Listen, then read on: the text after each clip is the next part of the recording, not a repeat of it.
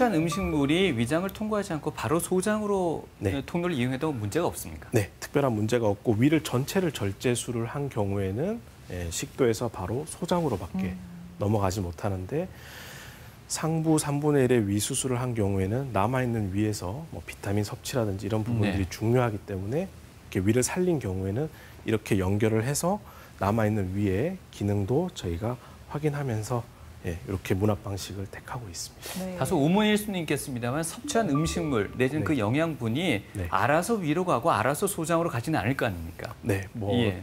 그거는 사실 이제 저희가 여러 연구가 있긴 합니다. 그래서 위로 몇 퍼센트 가느냐, 소장으로 몇 퍼센트 가느냐 이러한 일정 비율은 있습니다.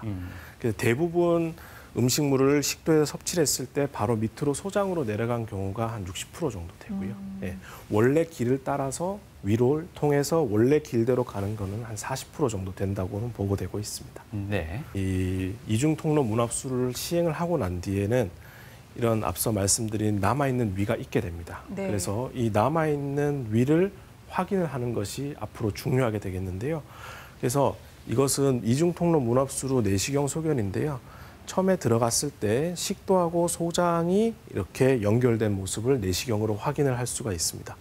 그리고 좀 더 내려가서 한 10에서 15cm 정도 더 내려가다 보면 이렇게 위를 통과를 할 수가 있습니다. 그래서 위에 혹시나 남아있는 위에서 병이 생기진 않을지 이런 부분들을 수술 후에 장기적으로 추적 관찰하는 것이 중요하겠습니다. 네.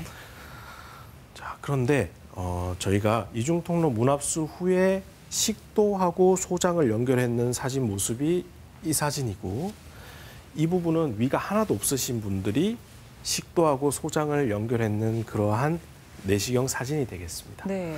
사실 보면 이렇게 두 가지 구멍이 있는 것은 동일합니다. 그래서 내시경을 하다가 이런 두 가지 부분에서 위 전체를 절제했다고 착각을 하는 일들이 있을 수 있습니다. 그래서 더 내려가서 위에 남아있는 위를 확인하지 않고 내시경을 종료를 하게 되는 경우가 있을 수가 있습니다. 사진으로 보시게 되면 근위부 위 절제술을 했을 때 이중통로 문합술을 한 경우에는 이 남아있는 위를 확인하는 것이 가장 중요합니다. 네. 그런데 위를 전체를 절제술을 하신 경우에는 남아있는 위가 없습니다. 그래서 위 전체 절제술을 하신 분들은 이 식도하고 이 소장을 연결했는 이 부분을 확인하는 것이 중요합니다.